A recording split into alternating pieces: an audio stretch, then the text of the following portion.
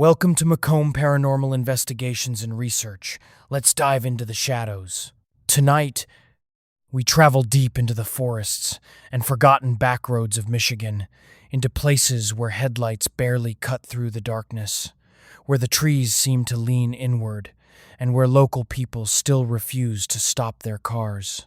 After midnight, because according to one of Michigan's strangest and most disturbing legends, something is waiting out there.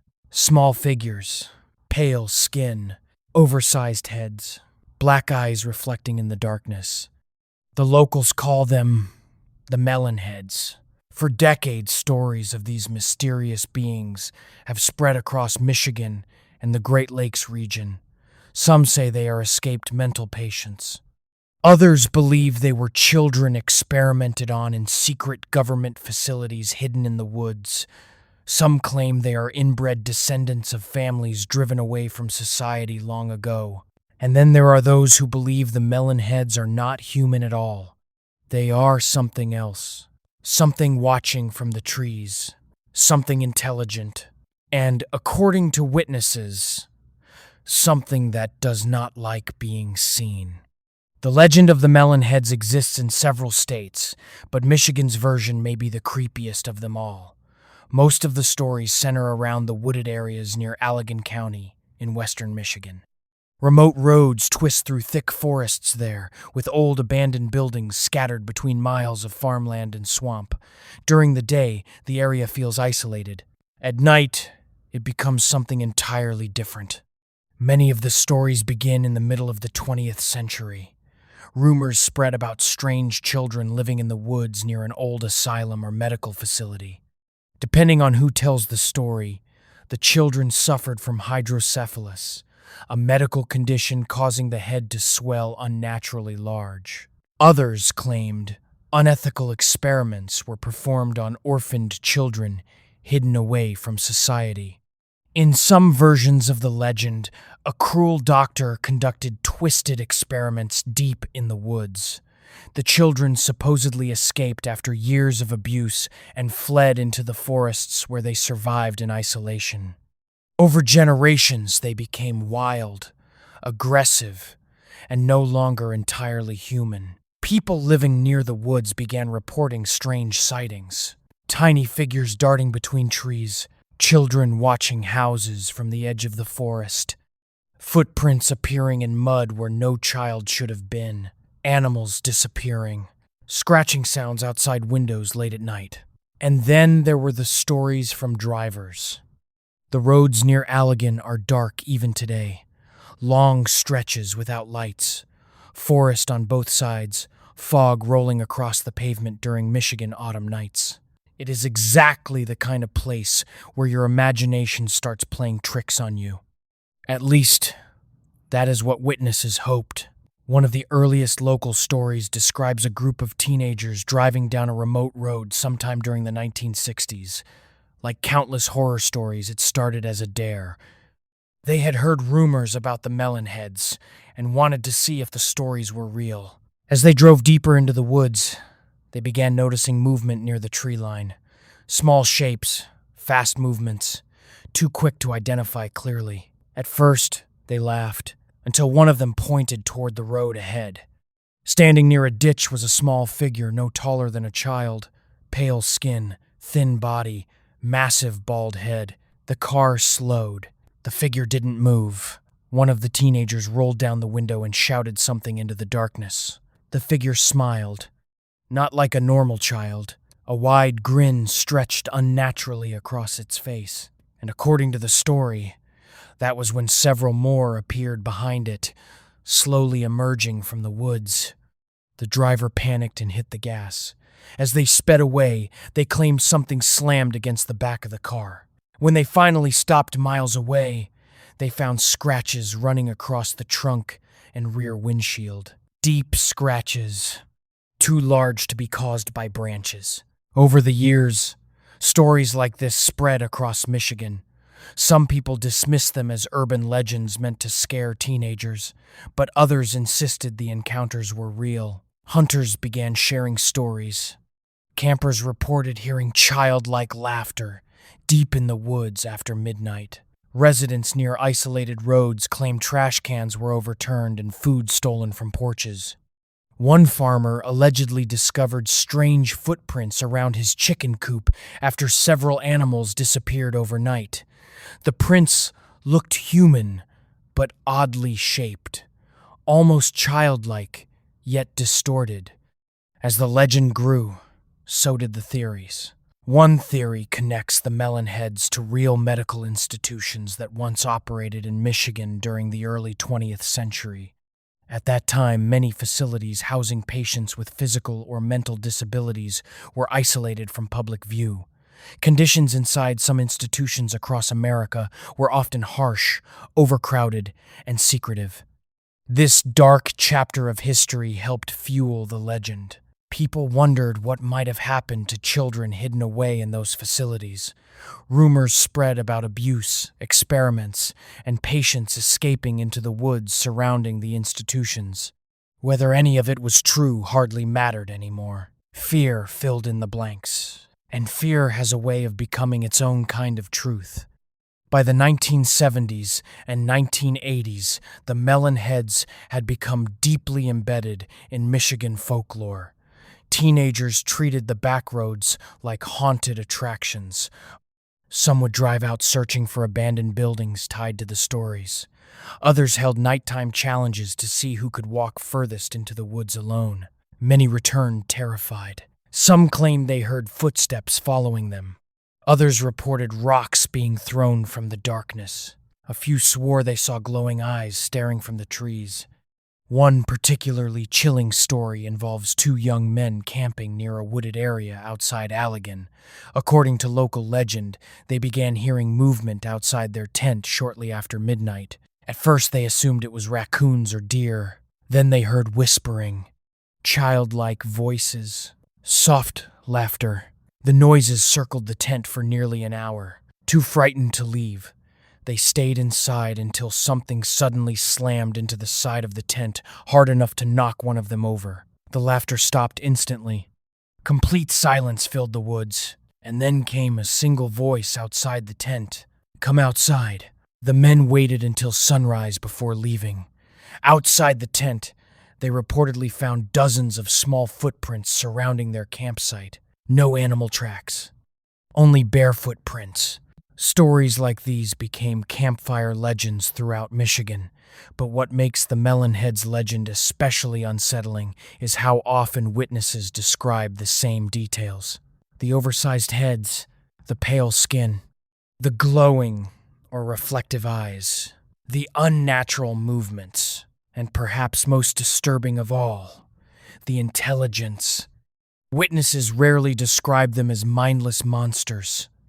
Instead, the Melon Heads are often portrayed as curious, observant, almost playful in a sinister way, watching from a distance, following silently, waiting for fear to take over. Some paranormal researchers have explored another possibility entirely. What if the Melon Heads are connected to something supernatural rather than physical? Michigan has a long history of strange folklore tied to its forests. Native American legends from the region often warned about spirits or entities dwelling deep in wilderness areas.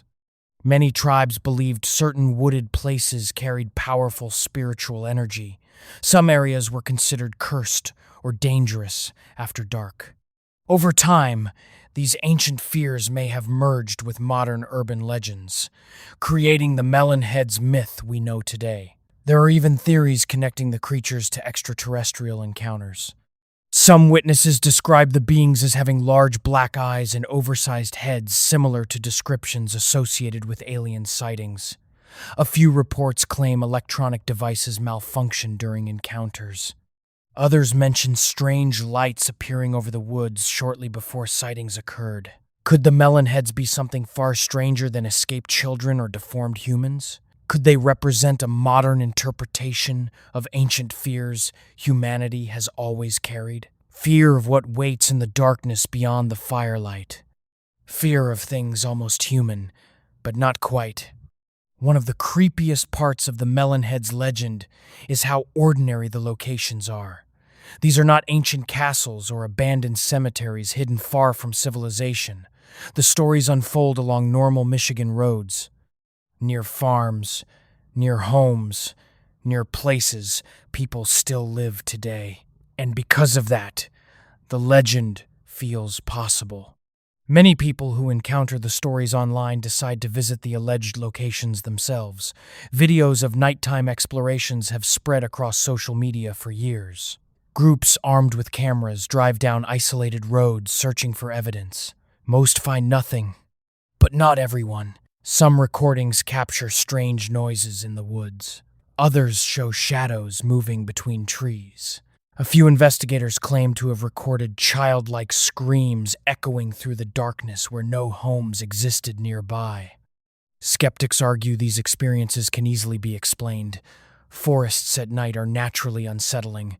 Animals make strange noises. Darkness distorts perception. Fear influences the mind. And they may be right. But legends survive because people continue experiencing something they cannot explain. There is another darker aspect to the Melon Heads story that rarely gets discussed: the psychological fear behind it. The legend taps into something deeply disturbing in human nature.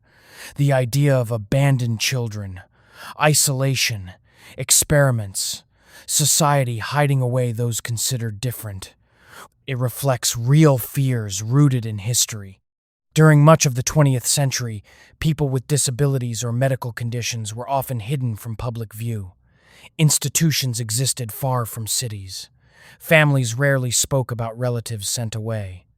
The Melon Heads legend may partly represent collective guilt transformed into horror folklore, a ghost story born from uncomfortable truths. And perhaps that is why the legend continues to spread generation after generation. Because beneath the monster story lies something tragically human. Still, there are moments within the legend that remain difficult to explain. One frequently repeated story comes from a woman driving alone near midnight after visiting friends in rural Michigan. According to her account, she noticed what appeared to be a child standing near the edge of the road. Concerned, she slowed her vehicle. As her headlights illuminated the figure, she realized something was terribly wrong. The child's head appeared swollen and oversized. Its eyes reflected brightly in the light, and its grin seemed unnaturally wide. The woman later claimed the figure suddenly ran toward the vehicle at incredible speed. Not like a child, faster, jerking unnaturally. She sped away in panic. When she arrived home, she discovered muddy handprints on the rear passenger windows. Small handprints. Many investigators believe stories like these grow larger with each retelling, but even exaggerated legends often begin with a single, unexplained event. And somewhere in Michigan tonight, there are still people who swear they saw them. Perhaps the scariest element of the Melon Heads mystery is that no version of the story fully agrees with another. No one knows exactly where they came from. No one knows what they are. Every witness describes them slightly differently, and that uncertainty allows the legend to evolve constantly. Some say the Melon Heads attack anyone entering their territory. Others claim they simply watch from the woods. A few even believe they are protecting themselves from humanity after years of cruelty and abuse. That idea changes the story entirely. What if the monsters are hiding because they fear us? What if the real horror lies not in what they became, but in what may have happened to them?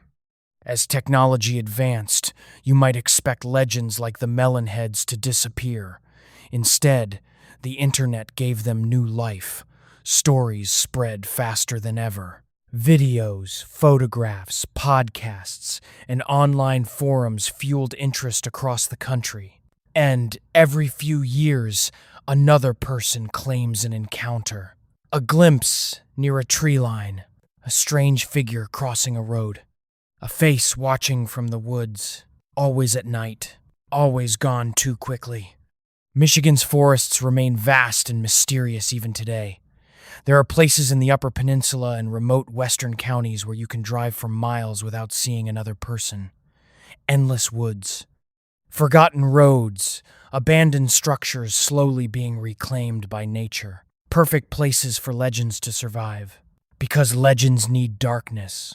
They need isolation. And above all, they need uncertainty. Whether the Melon Heads are simply folklore or something more, the fear they inspire is undeniably real. Fear of isolation. Fear of deformity. Fear of hidden experiments.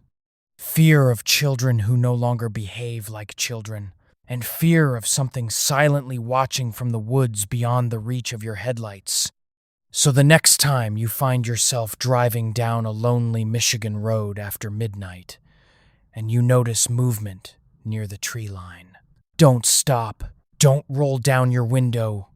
And if you see small figures standing silently beside the road with oversized heads and pale faces staring into the darkness, keep driving, because according to Michigan legend, once the Melon Heads notice you, they may follow you home. Thank you for listening to Into the Shadows with Macomb Paranormal Investigations and Research. Please be sure to hit the subscribe button, and doesn't cost you a single cent, but means a great deal to our show. Until next time, always look into the shadows, and happy hauntings.